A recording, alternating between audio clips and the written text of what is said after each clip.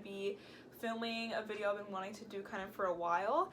I'm going to be showing you guys all of the tips and tricks I've learned along the way from having my room made over. So I thought this would be a really fun video, especially since people are going back to school, and if you're in dorms or anything like that, maybe this could give you some inspiration on how to decorate it, or maybe you've moved or you're just bored with your room and want to redo it. So these are all of the little tricks I have on my sleeve or whatever that maybe could help you along the way. So hope you enjoy this video. First tip I have when you're decorating a new room is to work with what you already have. So look through boxes, your basement, your attic, and see what furniture you may want for your space and whether you already have something that could work. It may not be like the most perfect thing ever, but if you're on a budget and not wanting to spend a ton of money on maybe a room or a house that isn't like a permanent place for you, then it's good to just work with what you have. So here are some examples in my room of things I've already had and was able to fit in my space. The mirror that you saw in the last clip was actually a blue mirror, and I just redid it with insulating foam and my couch and my bed frame.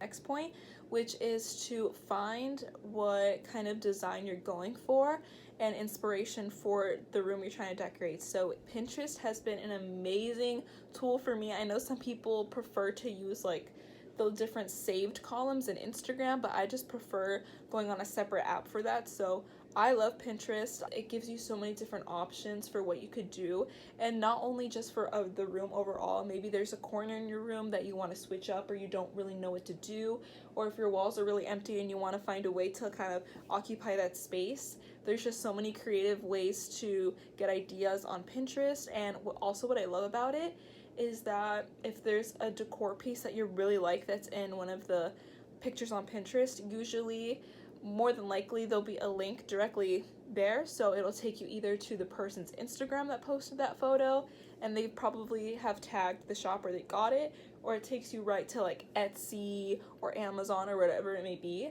So Pinterest is a wonderful tool. Tip is to find unique pieces that aren't going to be super expensive. So this may be hard because a lot of really cool room decor accessories or whatever you want to call it can be really pricey. Like I saw this humidifier, I was like, oh, that's a cool looking humidifier.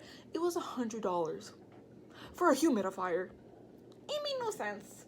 So a great place to look is thrift stores. You can always look on eBay, Etsy. Etsy usually has really cool things. Amazon. You could even make decor yourself.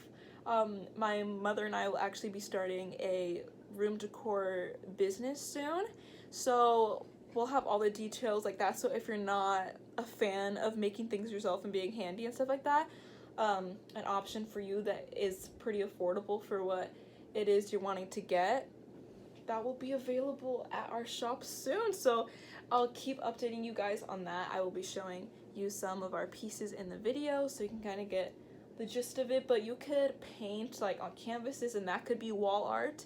There's a lot of really cool line art and minimalist designs for prints, but they can be really expensive for like a super simple line drawing that's just like this. Like you can make that yourself, of course. Credit the artist if you're gonna post it, but there's definitely more affordable ways to get around that without like literally breaking the bank, because that ain't it. And one unique way that you can kind of spice up your wall is having like a photo collage. So I know Polaroids are really popular for this kind of a thing, but if you want to go like a more unique route, I have 3 options over here. I have this really big tapestry because I had this really big wall space and I didn't know how to fill that. And a great way to fill up wall space is through tapestries, photos, art prints, mirrors. Mirrors really open up a space. I recommend that.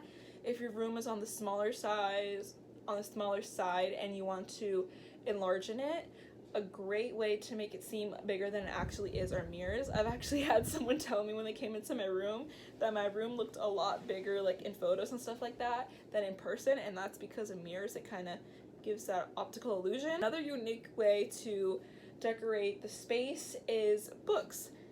You don't even have to read them. You don't even have to read the books, although I recommend you to do so. There's such unique ways to like fill books in a space. Like you can have it on a bookshelf kind of like this, or you could have it on display kind of down like this, or you could have them stacked on the floor. There's so many different options to fill up spaces if you have no clue why and you don't want to spend a bunch of money on decor pieces. Books fill up a space amazingly, and so do photos. Maybe you have a photo album and your photos are just sitting in there. You could find ways to display them kind of like this that will save you a bunch of money.